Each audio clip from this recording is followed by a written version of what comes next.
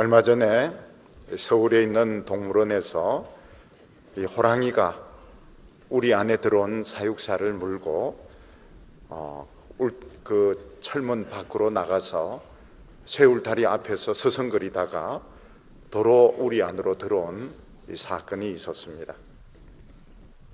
만약 그 호랑이가 쇠울타리를 넘어갔더라면 많은 사람들에게 피해를 입힐 수 있었을 텐데 호랑이는 자진해서 자기 우리 안으로 들어갔던 것입니다. 사람들은 이 호랑이를 죽여야 되는지 말아야 되는지 많은 논쟁이 있었습니다. 이 호랑이는 사육사를 물고 문 밖으로 나왔지만 왜 쇠 울타리를 넘어서 많은 사람들을 물지 않았을까요? 또 산으로 달아나지 않았을까요?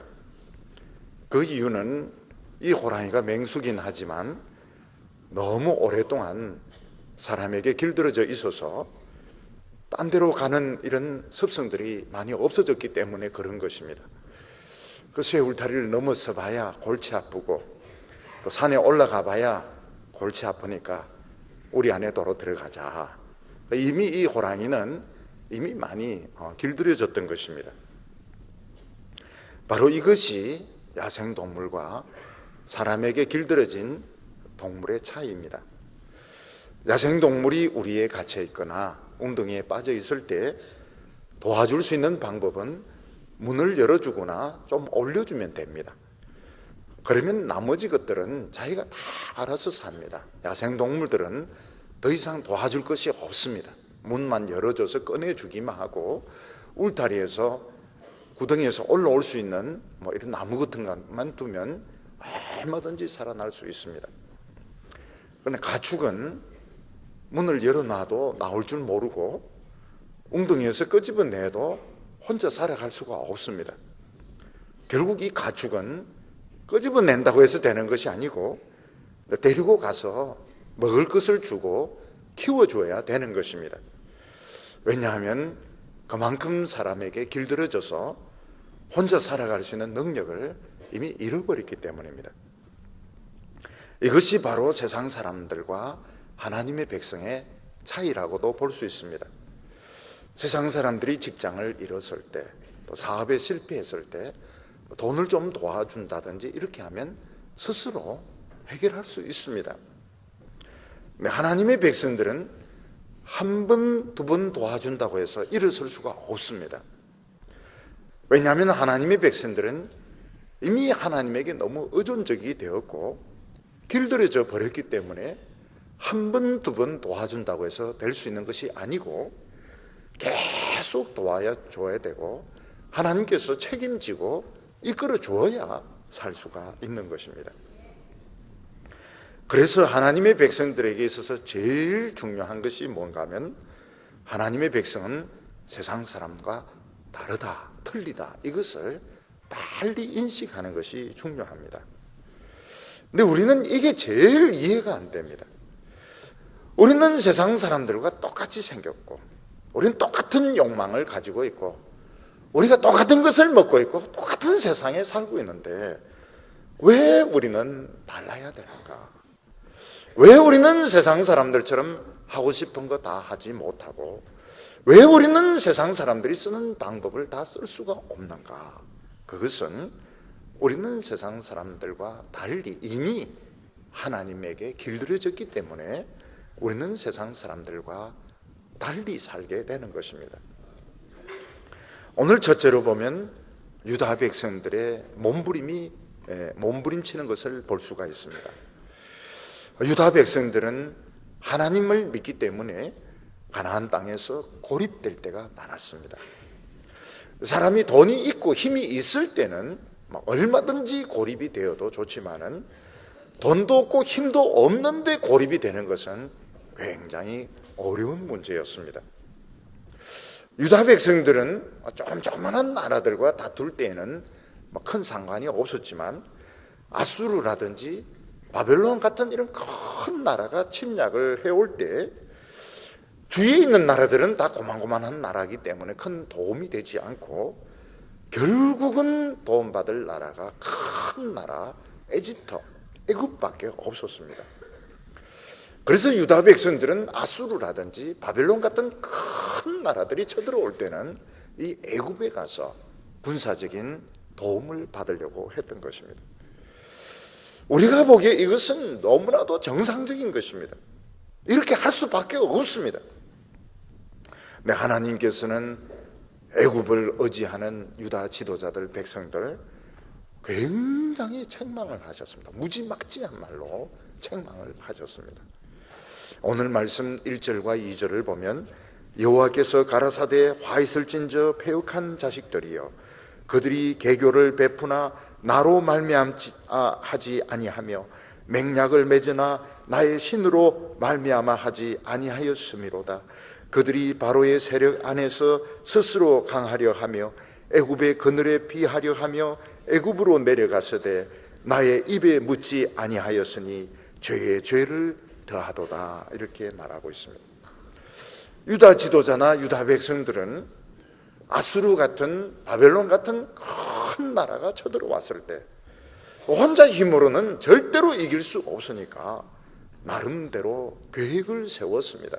그 계획이 무엇인가 하면 애국 군대의 지원을 받아서 이 강한 군대를 물리치겠다. 그래서 군사 동맹까지 맺었던 것입니다.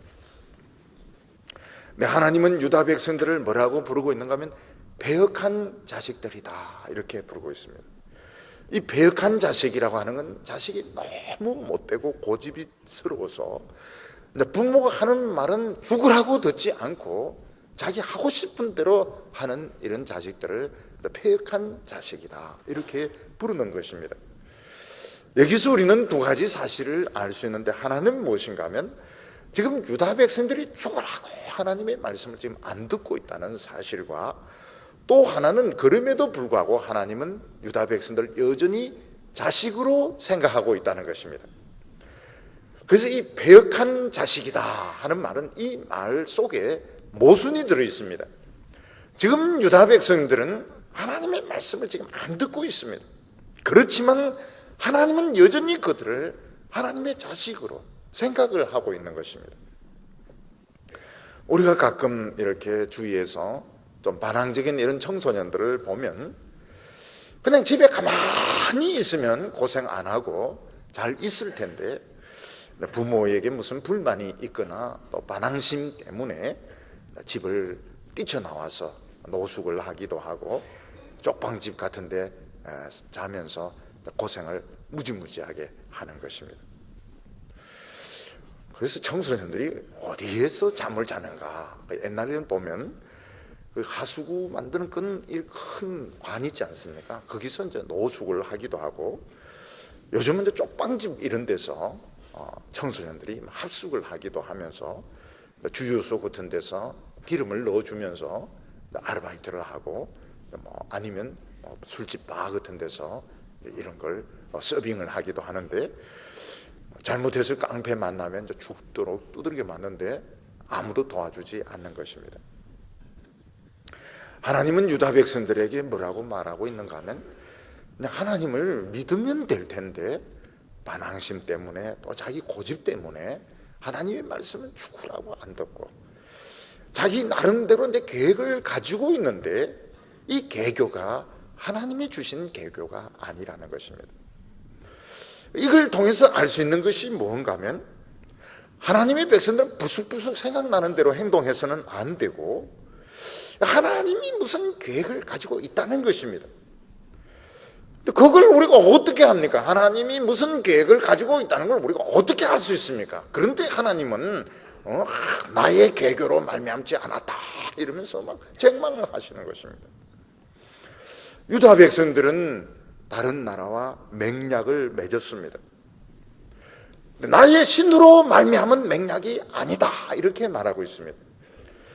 무슨 계약을 맺을 때, 무슨 관계를 맺을 때 하나님이 주신 이 성령의 지혜를 가지고 해야 되는데 자기 멋대로 맹약을 맺었다, 패역한 자식이다 이렇게 또 책망을 하시는 겁니다. 우리가 사람들이 미래에 대해서 계획을 세울 때는 일단 모든 가능성을 다 열거를 해 놓습니다.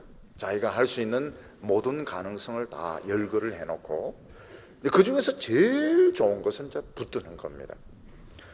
그래서 사람들은 가능성이 많으면 많을수록 좋다고 생각합니다. 다 할 건 아니지만 그래도 길이 많고 방법이 많으면 선택의 여지가 많아지기 때문에 사람들은 그런 것을 좋아합니다.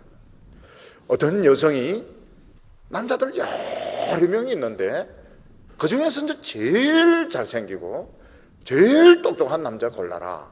이러면 굉장히 좋아하죠. 남자도 없는데 하나님의 계획으로 남자 찾아라. 참 그 믿기가 어렵습니다. 직장을 구하는데 지금 여러 직장에서 지금 오라고 하는데 그 중에서 제일 돈 많이 주고 또 대우가 좋은 이런 쪽을 택해라 이러면 되겠는데 지금 직장이 한 군데도 지금 없습니다. 그런데 하나님의 신으로 직장을 찾아라. 우리는 이게 참 믿기가 어렵습니다. 그래서 내가 제일 좋아하는 길을 택했더니 이 폐역한 자식들아, 죽으라고 말 안 듣는 자식들아, 이렇게 야단을 치시는 겁니다. 우리가 이런 것을 보면 좀 하나님의 말씀이 좀 무리가 있는 것 같습니다. 지금 우리 현실에는 지금 이것밖에 길이 없는데 하나님께서는 내 지혜가 아니다, 내 모략이 아니다, 내 신의 감동이 아니다 이렇게 말씀하시는 겁니다. 도대체 어떻게 된 것입니까? 우리 인간들은 평면에서 모든 것을 보기 때문에 수평적으로 봅니다.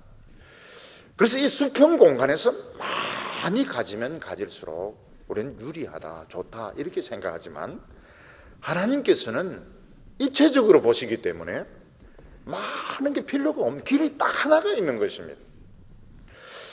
여기서 하나님의 백성들은 달라지게 됩니다. 뭐가 달라지게 되는가 하면 하나님의 백성들은 이 어려움에 빠지게 되었을 때 이 입체적으로 볼 수 있는 이 방법을 배워야 되는 것입니다.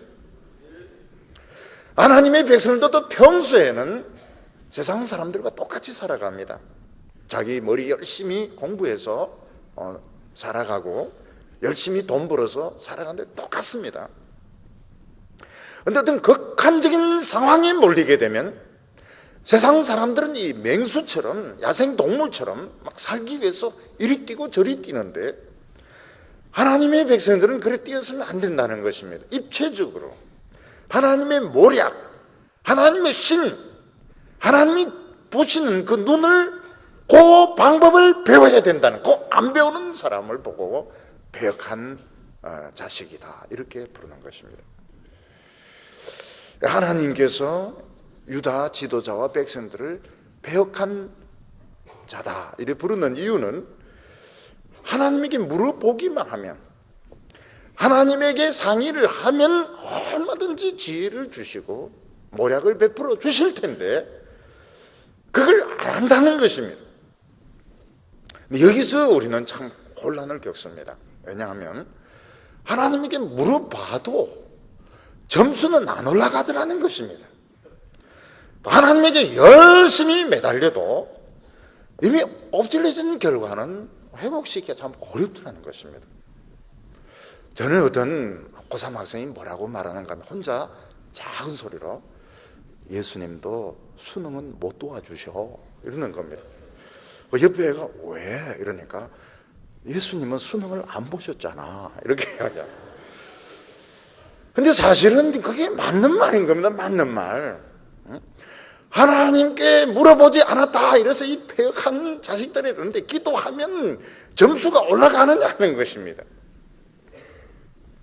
결국 인간은 길이 안 보이면 침체되든지 자포자기하든지 살기 위해서 막 날뛰게 되는데 처음에는 날뛰고 다음에는 이제 침체되고 자포자기하게 되는데 하나님께서는 뭐라고 말씀하시는가 하면 폐역한 자식들아, 폐역한 자식들아 왜 나에게 안 물어보느냐. 지금 물어봐도 지금 알 수가 없는데, 물어본다고 해서 결과가 달라지지 않는데 왜 안 물어보느냐 막 야단을 치는 겁니다. 이것은 결코 하나님 우리를 기만하지 않습니다. 우리 성도들은 이미 이 현실은 기도해도 못 바꾼다 이렇게 생각하지만 하나님은 절대로 우리를 속이지 않습니다. 절대로 기만하지 않습니다. 그래서 하나님께 물어보면 하나님은 틀림없이 살 수 있는 지혜와 모략을 주시는 것입니다. 하나님은 유다 백성들에게 뭐라고 책망하십니까?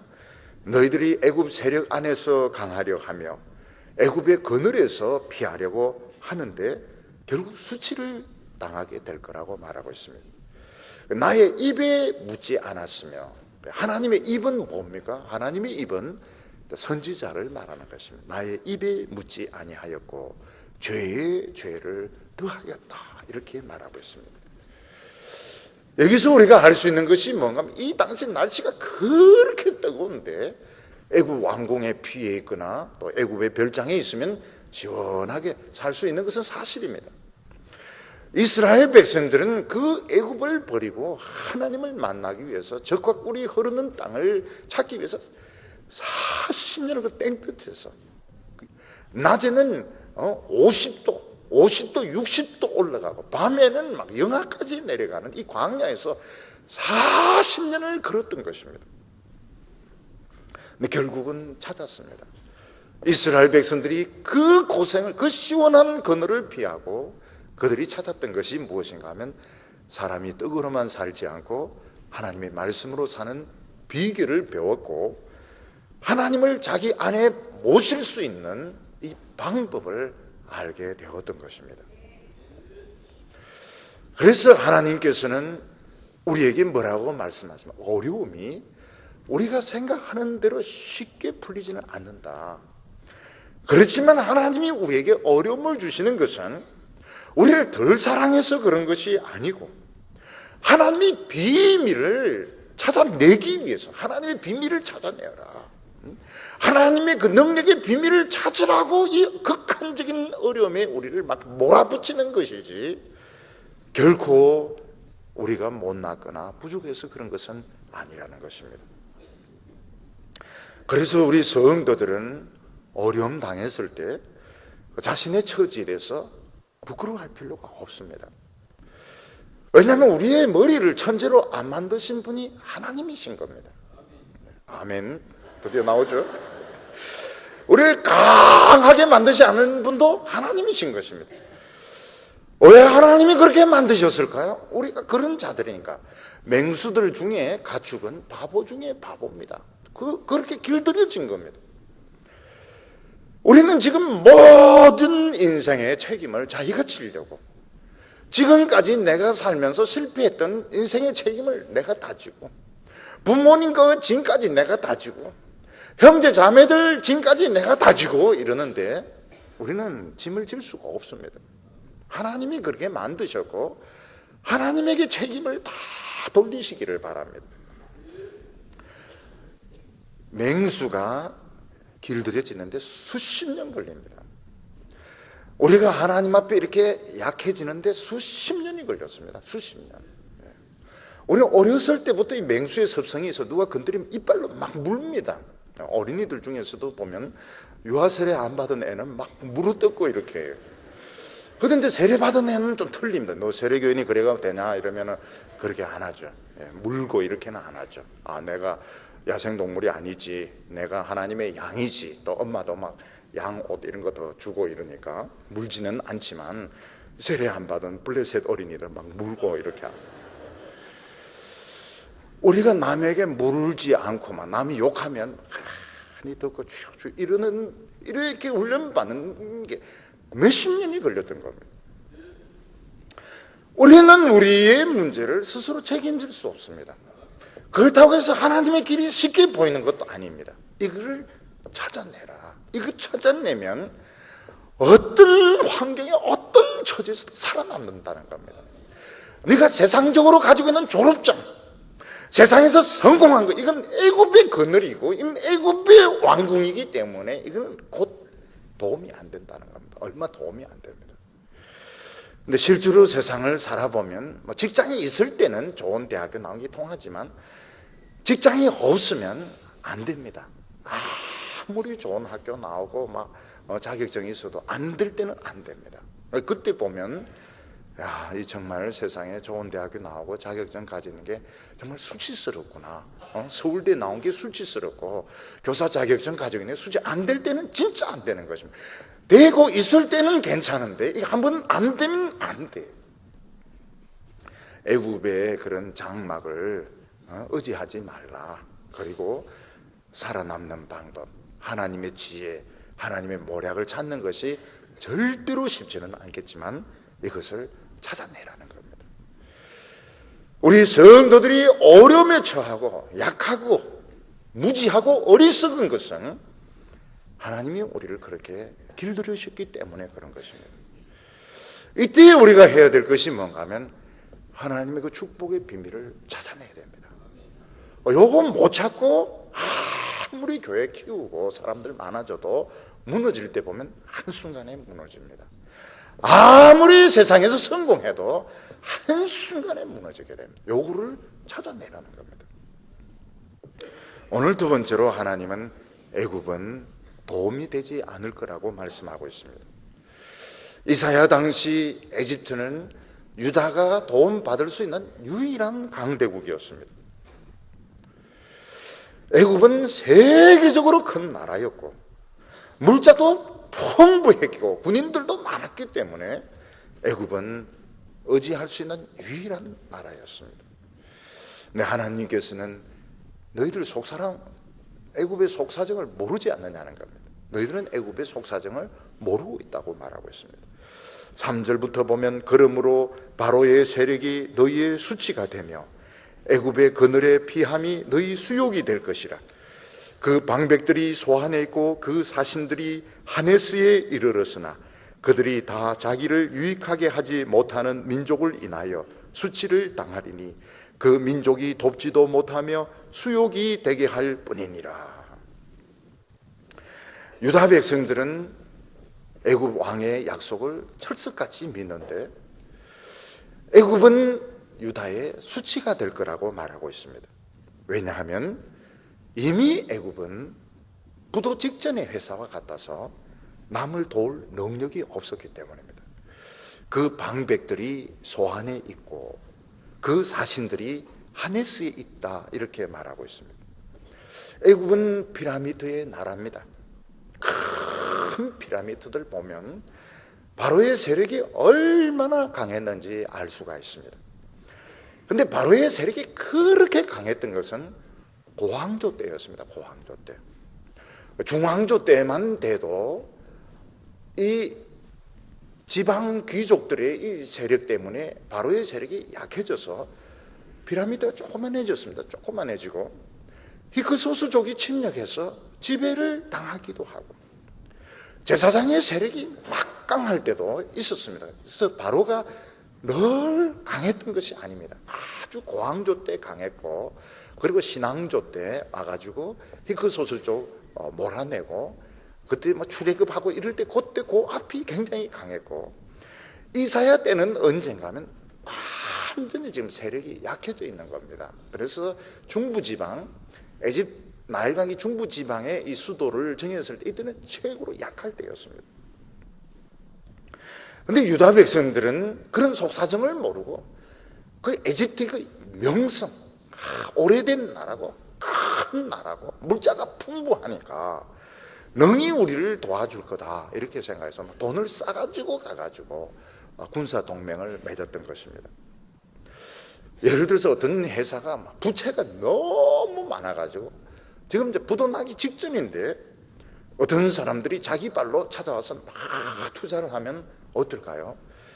감사하기는 감사하지만 속으로 이거 누가 이야기를 해줘야 되는데 이미 이제 이 회사는 지금 끝장난 회사인데 그것도 모르고 막 시골 사람들 외국 사람들이 와가지고 막 투자를 하고 이럴 때 이거는 누군가 이제 이야기를 해줘야 되는 것입니다. 본인들은 이제 모르고 있는 것입니다. 이게 바로 우리나라에 얼마 전에 일어났던 거예요. 이미 이 회사는 무너지는 회사인데 회사가 엄청난 어음을 팔아가지고 결국 사람들이 손해를 많이 봤습니다. 이 사람들이 회장 집 앞에서 막 피켓들을 들고 돈 내놔라 하지만 그 나간 돈이 그게 돌아옵니까? 돈은 잘 안 돌아오거든요. 그래서 이 하나님의 백성들은 이런 재테크를 주의를 해야 됩니다. 왜냐하면 하나님의 백성들은 이자를 더 받아서 부자가 되는 것을 좋아해서는 안 됩니다. 물론 사회 법정적으로 어느 정도 이자, 법정 이자, 은행 이자 이런 것은 있지만 궁극적으로 높은 이자를 받아서 돈을 불릴 생각을 해서는 안 되고, 하나님의 백성들은 이마에 땀을 흘려가지고 일을 해가지고 돈을 벌 생각을 해야 되는 것입니다. 남들은 다 재테크하는데, 남들은 전부 아파트 사고 다 이렇게 주식 투자하는데, 근데 이게 끝에 가가지고 이게 헛발질을 할 때가 있거든요. 그러면 결국은 큰 피해를 보게 되는 것입니다. 사람들은 이 세상에 붙들고 있는 것이 보물이라고 생각하지만 진짜 보물이 아닙니다. 그게 뭔가 하면 도금을 한 금과 같습니다. 옛날에 보면 메기칠했다 이러는데, 금으로 이 도금을 한 것은 금처럼 보이지만 진짜 금이 아닙니다. 위기 때는 도움이 안 됩니다. 하나님의 말씀을 붙들고 하나님의 그 축복의 보물을 찾아야 순금으로 변하게 되고, 이 가치는 없어지지 않습니다. 우리는 하나님을 믿는 순간 일단 세상에서 끊어지게 됩니다. 세상 사람들은 우리를 볼 때 이 사람 정체가 이상하다는 겁니다.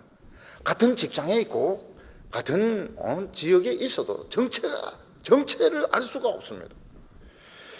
우리 하나님의 백성들이 어려움 당했을 때 세상 사람들은 도울 수 있는 방법을 모릅니다. 세상 사람들은 그냥 돈 좀 주고 길 좀 터주면 스스로 막 뛰쳐나가지만, 하나님의 백성들은 이미 길들여져 있기 때문에 그렇게 한다고 해서 해결이 되지가 않습니다. 그때 어떻게 되는가 하면 결국은 하나님을 움직여야 되는 겁니다. 하나님이 우리에게 모략을 주셔야 되고, 하나님의 신의 감동이 일어나야 되고, 하나님의 애굽을 통해서 도울 수 있습니다. 하나님의 성령이 애굽 사람들에게 도와라 이렇게 하면 돕게 되어 있습니다. 그러나 하나님의 백성들이 이 보따리를 싸가지고 이제 애굽에 도와달라 이렇게 하면 안 되는 것입니다. 이스라엘 백성들이 애굽을 떠나서 하나님께로 돌아오는 길이 얼마나 험한 길이었는지 모릅니다. 6절과 7절 보면 남방 짐승에 대한 경고라, 사신들이 그 재물을 어린 나귀 등에 싣고 그 보물을 약대 재물 안장에 얹고 암사자 수사자와 독사와 및 날아다니는 불뱀이 나오는 위험하고 공고한 땅을 지나 자기에게 무익한 민족에게로 갔으나 애굽의 도움이 헛되고 무익하니라. 여기 남방 짐승에 대한 경고라 이러는데, 남방 경고 짐승은 애굽을 말하는 것입니다. 애굽을 상징할 만한 짐승이 무엇일까? 어떤 사람은 하마다 이렇게 말하는데, 7절에 보면 라합이 나옵니다. 라합, 레바이어턴, 라합이 나옵니다. 이 라합은 여러 가지로 이제 번역이 되는데, 용으로 번역되기도 하고 뱀으로 번역되기도 하고 악으로 번역이 되기도 하는데, 애굽에서는 악을 말합니다. 악은 물속에도 살고 물 밖으로 나오기도 하는데, 껍질은 굉장히 단단하고 입은 또 엄청 크고 한번 물면 빠져나올 수가 없기 때문에 악어와 싸워서 이길 만한 그런 짐승들이 없습니다. 여기 보면 유다 백성들이 바로를 찾아가는데 암사자가 있고 수사자가 있고 불뱀이 있고 정갈이 그 더운 사막을 걸어가지고 나귀에다 짐을 싣고, 그리고 낙타에도 선물을 실어가지고 이제 갑니다. 고생 많이 하면서 갔습니다. 근데 거의 이제 다 갔습니다. 거의 이제 왕궁에 이제 다 가서 보니까 잔잔한 큰 강이 있는 것입니다. 그래서 별 생각 없이 이제 강을 이렇게 첨벙첨벙 건너가는데, 강 속에 뭐가 있었는가 하면 이 라합, 레바이어탄, 무슨 이 악어들이 있다가 덤벼들어서 사람도 물고 나귀도 물고 낙타도 물고 큰 피해를 입혔다고 말하고 있습니다. 하나님의 백성들에게는 넘을 수 없는 강이 하나 있습니다. 그게 무엇인가 하면 우리가 예수를 믿고 난 뒤에 사실 고생을 많이 합니다. 그렇지만 예수 믿기 전으로 돌아갈 수는 없는 경계선이 있습니다. 우리가 예수 믿고 나서 모든 일이 다 저절로 되면 좋겠지만 그렇지 않은 경우가 더 많습니다. 직장을 옮기기도 하고 또 이사를 해보기도 하고 사업을 바꾸어 보기도 하지만 계속 이제 어려움이 올 때 사람들은 이제 무슨 생각을 하는가 하면 내가 예수 믿기 전에는 참 잘 풀렸는데 내가 옛날에는 괜찮았는데 그러면서 옛날을 막 그리워하는 것입니다. 근데 하나님의 백성들은 옛날로 돌아갈 수가 없습니다. 하나님을 믿지 않던 때 그 막 술 마시고 농담하고 지저분한 이야기하고 죄짓던 이런 생활로 지금 고생은 하고 있지만 그때로는 절대로 돌아갈 수 없는 것입니다. 세상 사람들은 그런 경계선이 없습니다. 하나님의 백성들은 예수 믿고 난 뒤에 이런 그 경계선이 있어가지고 아무리 어려움이 오고 환난이 오더라도 절대로 옛날로는 돌아갈 수가 없습니다. 사도 바울은 자기 마음속에 십자가가 있어서 세상이 그 십자가를 넘어서 나에게 올 수 없고 나도 세상으로 갈 수가 없다고 말했습니다. 이스라엘 백성들이 세상을 떠나서 하나님께로 돌아오는데 무려 10가지 재앙이 있었습니다. 암사자, 수사자, 불뱀이 날아다니고 독사가 있고 정갈이 있고 이런 곳을 거쳐가지고 약속의 땅 가나안 땅으로 왔던 것입니다. 이스라엘 백성은 좀 어려움이 있다서 다시 그 길을 거슬러서 암사자가 있고 수사자가 있고 불뱀이 있고 정갈이 있는 곳을 거쳐서 또 애굽에 가서 도움을 받으려고 하는 것입니다. 결국은 도움받지 못하고 어떻게 됩니까? 아그에게 결국 물려서 유다 백성들이 망하게 되는 것입니다. 유다 백성들에게 제일 억울한 것이 뭔가 하면 많은 고생했는데 살려고 애굽을 갔다가 결국 아그에게 물려서 라합에게 물려서 망하는 것입니다. 결국 하나님의 백성들이 어떤 행동을 취하기 전에 제일 먼저 깨달아야 될 것이 뭔가 하면 나는 다르다는 걸 알아야 됩니다. 나는 세상 사람들 동료와 난 다르다. 그리고 내가 남들만큼 똑똑하지 못하고 유능하지 못한 것은 하나님이 나를 그렇게 만드신 것이고 길들인 것이고 내가 이런 어림에 와서 어떤 행동을 취하기 전에 어떤 약속을 맺기 전에 나는 하나님의 축복의 이 비밀을 찾아야 되겠다. 나는 이 하나님의 이 말씀의 비밀 기도의 능력을 찾아야 되겠다. 이렇게 할 때 하나님의 신이 세상 사람들의 마음을 움직여주는 것입니다. 세상을 똑똑히 볼 수 있는 지혜를 주시는 것입니다. 그러니까 세상 사람들이 하는 말 듣고 따라가면 실패를 하는 겁니다. 하나님이 주시는 지혜를 가지고 봐야 되고 하나님께서 성령으로 사람들의 마음을 움직여 주셔야 되는 것입니다. 우리 성도들 중에서 세상 친구를 철떡같이 믿었는데 배반을 당한 사람이 있습니까? 아니면 회사에 정말 충성을 다했는데 결국 이 회사가 나를 배신하고 나를 쫓아낸 그런 경험이 있습니까? 공부가 전부인 줄 알았는데 나중에 알고 보니까 공부가 전부가 아니더라. 이런 것을 깨달은 분이 있다면 이분은 이 세상의 정체를 바로 깨달은 겁니다. 세상의 정체는 빨리 깨달으면 깨달을수록 좋습니다. 어떤 분은 너무 이 회사에 충성을 하기 위해서 집에도 안 들어가고 칫솔, 치약, 면도기, 이런 면도기, 드라이 해서 다 갖다 놨는데 쫓아낼 때 일본으로 딱 그러니까 엄청 분노를 하는 겁니다. 엄청 나는 정말 이 회사를 위해서 일했는데 왜 나를 쫓아내느냐. 그게 회사인 겁니다. 그게 회사예요. 죽어라 하고 공부를 했는데 이 공부가 아무것도 그걸 우리는 빨리 알았기 때문에 우리는 죽으라고 공부 안 합니다. 설렁설렁 이렇게 하는데 죽으라고 공부했는데 나중에 보니까 아무것도 아니더라. 그게 세상인 겁니다. 우리가 이 세상에 덤벼들어서 가지면 안 됩니다. 왜냐하면 세상 것은 독이 다 들어있기 때문에 우리는 죽습니다. 우리가 하나님을 움직일 때, 하나님이 우리에게 지혜를 주시고 성령의 능력을 주실 때 하나님은 세상 걸 뺏어서 우리에게 주시는데, 그때 이제 독을 빼가지고 주시기 때문에 안전한 것입니다. 하나님은 악어에게 물리도록 하시지 않고 악어의 껍질은 껍질대로 벗겨가지고 고기와 가죽을 따로 우리에게 주기 때문에 물리지 않는 것입니다.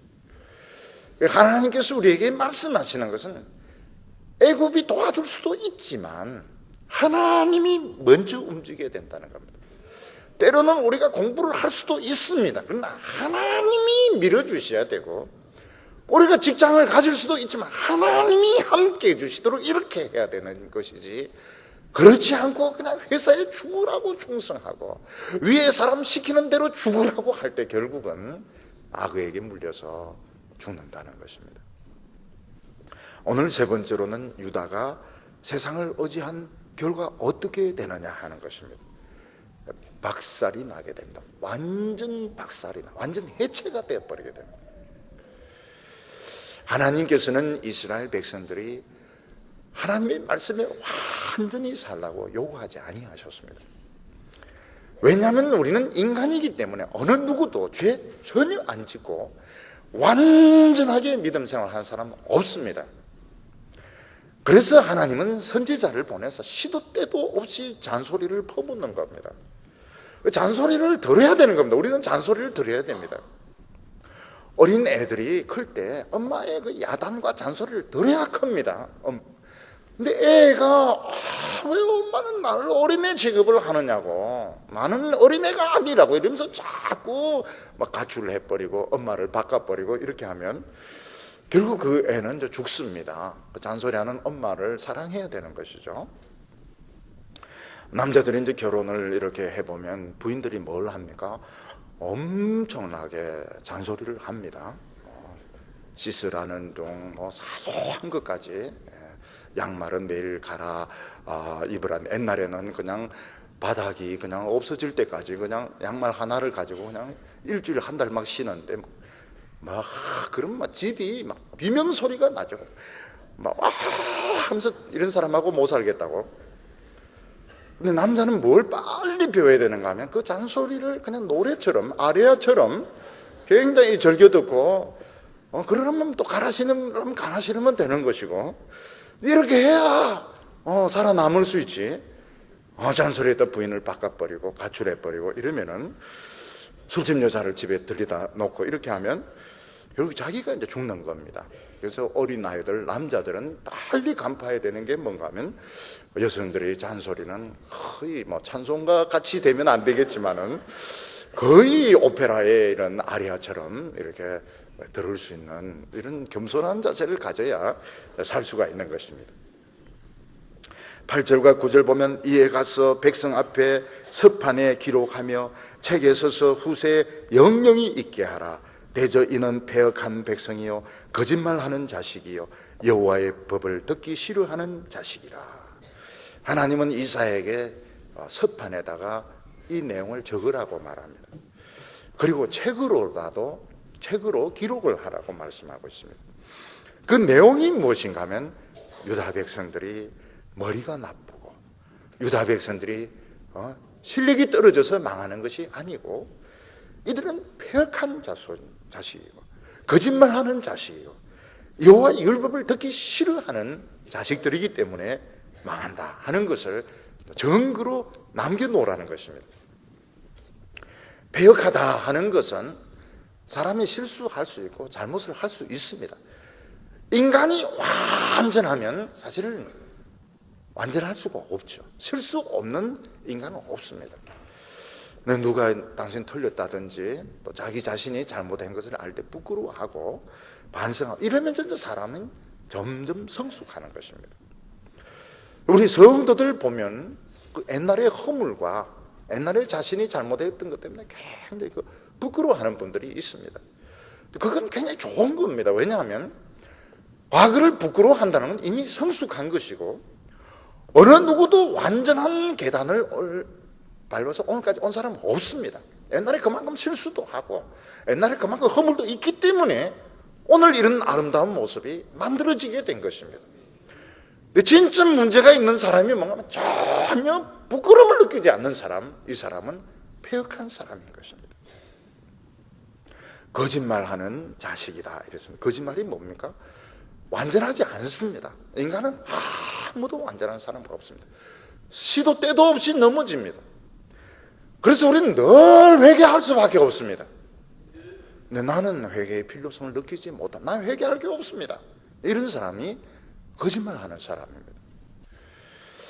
유다 백성들은 뭘 말합니까? 선지자들에게 예언하지 말라. 하나님의 말씀 가르치지 말라. 듣기 싫다는 겁니다. 잔소리 듣기 싫다. 잔소리를 들어야 이게 살 수가 있는데, 매일매일 잔소리를 들어야 살 수 있는데, 우리는 매 순간 안에서 죄와 욕망이 막 솟아오르기 때문에 매 순간 말씀을 들어야 정신을 차리고 말씀을 들어야 죄를 이길 수 있는데, 이건 이제 듣기 싫어하게 되면 그때부터는 하나님하고 관계가 끊어지게 되는 겁니다. 어떤 성도는 뭐라고 말하는, 참 교회 예배 기차게 정했다. 누가 정했는지 모르겠지만 주일날 은혜 받고 수요일쯤 되면 벌써 말씀의 약발이 떨어져 가지고 막 강팍해지는데, 그때 딱 예배 드리면 딱 돌아오고, 또 목요일 지나면서 좀 싹 마음이 강팍해지면 또 금요일날 막 원자 폭탄 같은 말씀으로 막 은혜 받고, 토요일날 이제 영화 보고 막 이러다가 세상으로 갈라 때 막 주일날 막 하루 종일 막 은혜 받아버려. 이렇게 하니까 죄질 시간이 없더라. 참 하나님 참 기가 막히다. 제가 옛날에 어떤 곳에 이제 교수들 수련회 이제 가게 되었습니다. 그분들은 정반대 이야기를 하는 거예요. 누가 예배를 이렇게 많이 만들어 놨냐 하면서 막 저인데 막 질문이 있습니다 이러면서, 누가 예배를 이렇게 많이 막 한 번만 하면 되는 것이지 뭐 그러면서, 또 헌금의 종류는 또 왜 이리 많습니까 그냥 막 이러면서, 그래서 참 속으로 참 놀랍죠. 기이 여겼더라. 참 너무 놀랐습니다. 왜 유다 백성들이 선지자들에게 예언하지 말라, 선견자들에게 비전을 보지 말라, 이거는 당연한 겁니다. 모든 인간은 하나님을 모르는 상태에서부터 태어나서 자라기 때문에 모르는 것이 당연한 것입니다. 그래서 하나님의 백성이 제일 중요한 것이 뭐냐, 이 말씀에 맛을 아는, 이게 이제 사활을 결정하는 겁니다. 오래 믿어도 전혀 말씀에 맛을 모르는 분이 있습니다. 업무감으로 신앙생활 할 수밖에 없어요. 업무감으로 신앙생활 하다가 어느 날 기분이 나쁘면 멀어지게 되는 겁니다. 어떤 분은 냄새를 못 맡는 분이 있습니다. 냄새를 못 맡는 분 굉장히 유리합니다. 왜냐하면 냄새가 지독하게 나는데도 전혀 이게 냄새가 안 나는 겁니다. 다른 사람을 만났는데 뭐 세수도 안 하고 모욕을 해도 문제가 전혀 없습니다. 왜냐하면 냄새를 못 맡기 때문에. 이분은 늘 행복합니다. 왜냐하면 냄새를 못 맡기 때문에. 시궁창에 가도 화장실 가도 노래 부를 수 있습니다. 왜냐하면 냄새를 못 맡기 때문에. 위험한 게 뭔가 하면 집에 뭐가 타고 있는데도 냄새를 못 맡는 겁니다. 상한 음식인데도 냄새를 못 맡는 겁니다. 이건 이제 치명적인 겁니다. 결국은 불에 다 죽거나 식중독으로 죽게 되는 겁니다. 그래서 냄새 못 맡는 것은 자랑이 될 수가 없습니다. 이게 평소에는 자랑이 될 수 있을지 몰라도 집이 불났을 때는 이건 위험한 겁니다. 근데 맛을 모르는 사람이 있습니다. 맛을 모르는 사람이 어느 정도 대담한 건 텔레비에도 나옵니다. 나는 맛을 못 느낍니다. 청양고추 10개를 막 먹는 사람이 있습니다. 근데 이 사람의 문제가 뭔가 하면 음식 맛을 모르고 어무감으로 먹는 겁니다. 어무감이 없어질 때 안 먹습니다. 왜냐하면 음식 맛을 모르기 때문에 결국은 굶어 죽게 되는 겁니다. 10절과 11절 보면, 그들이 선견자에게 이르되 선견하지 말라, 선지자에게 이르기를 우리에게 정직한 것을 보이지 말라, 부드러운 말을 하라, 거짓된 것을 보이라, 너희는 정도를 버리며 첩경으로 돌이키라, 이스라엘의 거룩한 자로 우리 앞에서 떠나시게 하라 하는도다. 유다 백성들은 선견자에게 선견하지 말라. 선견자는 선지자 중에서도 주로 환상을 보는 사람들입니다. 초창기에는 주로 꿈을 꾸고 환상을 보았습니다. 근데 선지자는 메시지입니다. 예언하지 말라. 왜냐하면 자꾸 잔소리를 하기 때문에, 이것도 하지 말라 저것도 하지 마라 모든 거 하지 말라 자꾸 잔소리를 하기 때문에 듣기가 싫은 겁니다. 사실 이 세상에서 잔소리 듣기 좋아하는 사람 아무도 없습니다.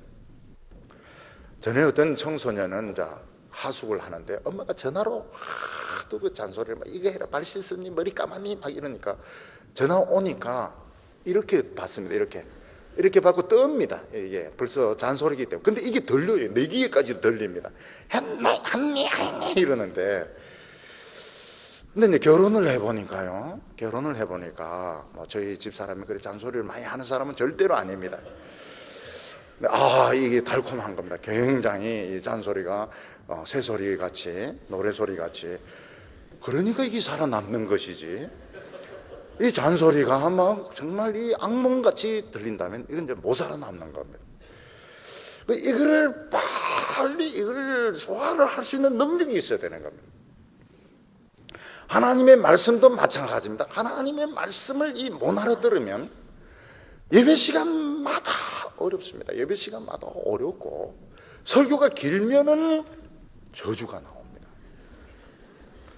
전에 한번 어떤 분은 계단에 내려면서 막 화를 내면서, 우리 교회 아닙니다. 딴 교회입니다.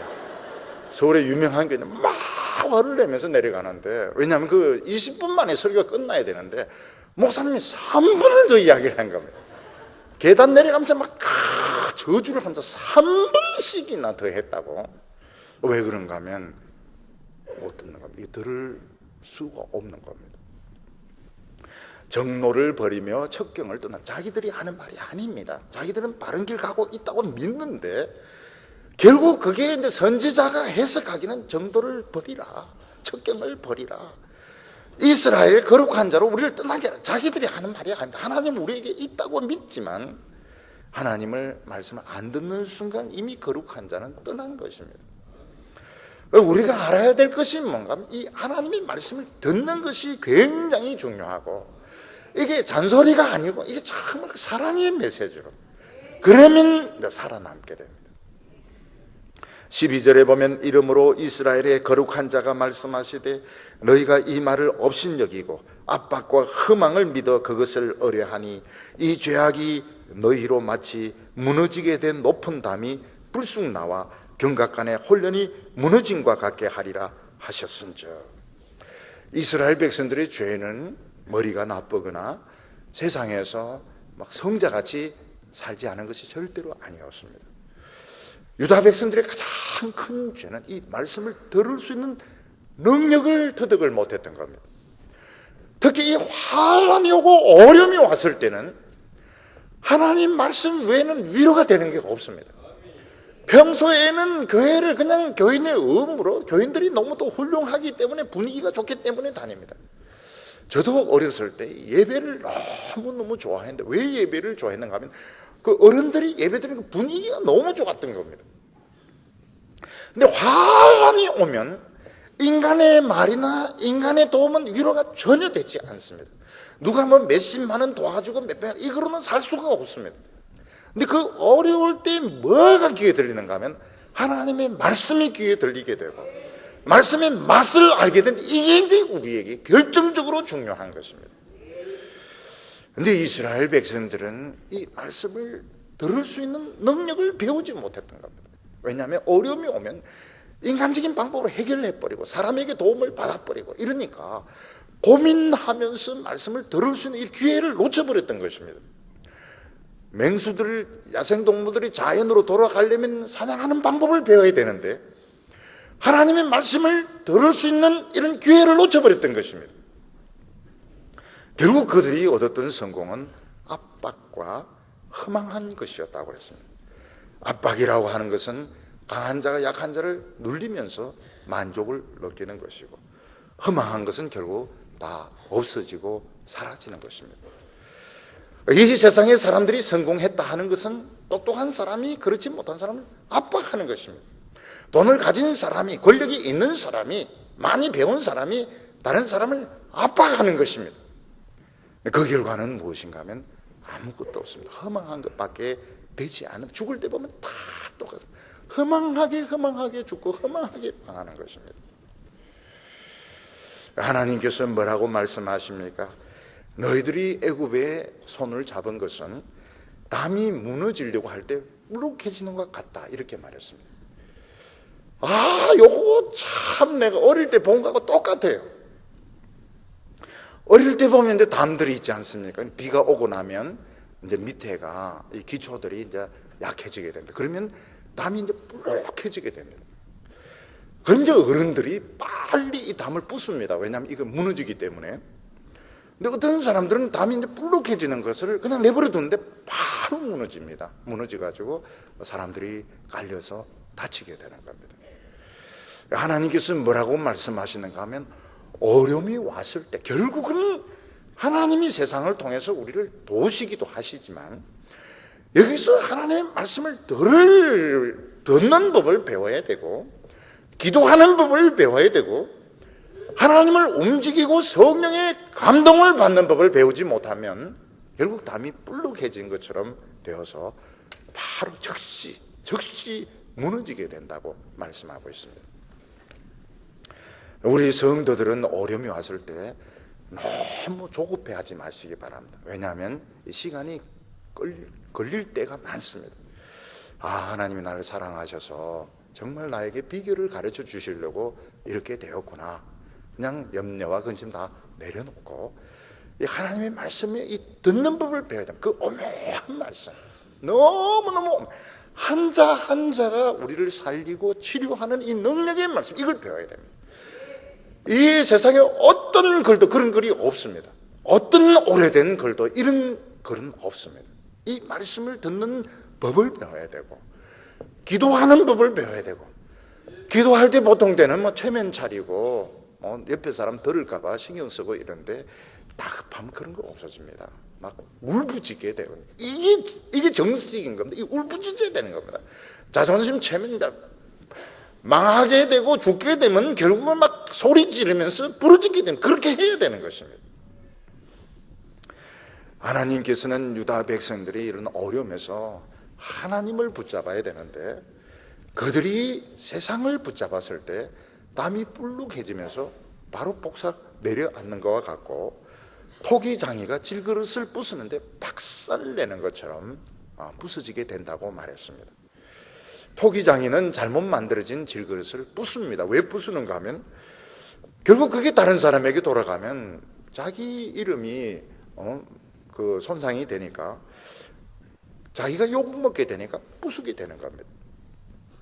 근데 이 표현이 굉장히 생생합니다. 얼마나 박살을 내는가 하면, 그 조각을 가지고 불을 못 옮긴다는 겁니다. 옛날에 보면 불씨를 옮길 때 이 조각을 가지고 불씨를 옮기기도 하고, 또 근데 물을 떨 때 보면 바가지가 없으면 깨진 이런 질그릇에 물을 담기는데 물도 못 담아, 완전히 박살을 내버릴 거다, 이렇게 말씀하고 있습니다. 오늘 하나님께서 우리에게 말씀하시는 게 우리는 다르다는 것입니다.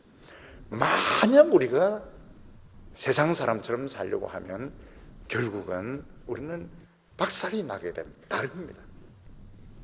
하나님은 우리를 덜 똑똑하게 만드셨고, 하나님은 우리를 약하게 만드셨고, 이런 가운데 어려움에 몰아넣는 것은 하나님의 축복의 비결, 모략과 지혜를 얻고 하나님의 성령을 받고 하나님을 움직일 수 있는 능력을 얻도록 하기 위한 것인데, 여기서 빨리 세상과 손잡아서 어려움에서 벗어나기만 하면 되는 줄로 알 때 결국 패역한 자가 되고 거짓말하는 자식이 된다고 말씀하고 있습니다. 오늘 우리에게 주신 어려움을 원망하지 말고, 불평하지 말고, 침체되지 말고 하나님 앞에서 참 부르짖어서 믿음의 비밀을 받고 응답받는 성도들이 되시기를 축원합니다. 기도드리겠습니다.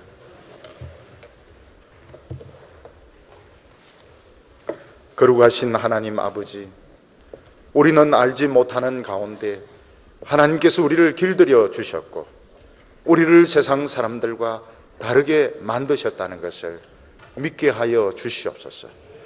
우리가 왜 세상 사람들처럼 저렇게 똑똑하지 못할까? 우리는 왜 세상 사람들처럼 저렇게 유능하지 못할까? 하나님은 우리를 사랑하신다고 하면서 왜 우리를 위기 가운데 몰아넣으실까? 하나님 우리를 사랑하셔서 살아남을 수 있는 길을 가르쳐 주시려고 그러는 줄 믿습니다. 주여, 오늘 우리의 모든 무거운 짐들, 또 스스로에 대해서 비관하고 부끄러워하는 것들 다 내려놓게 하여 주시옵시고, 하나님의 사랑에 소망을 가지게 하시고, 다시 하나님을 붙잡게 하여 주시고, 살든지 죽든지 하나님의 손에 붙들리는 저희들 되게 하여 주시옵소서. 하나님 앞에서 모든 부끄러움 다 없어지게 하여 주시고, 담대하게 기도하게 하여 주옵소서. 부르짖게 하여 주시옵소서. 예수님의 이름으로 기도하옵나이다.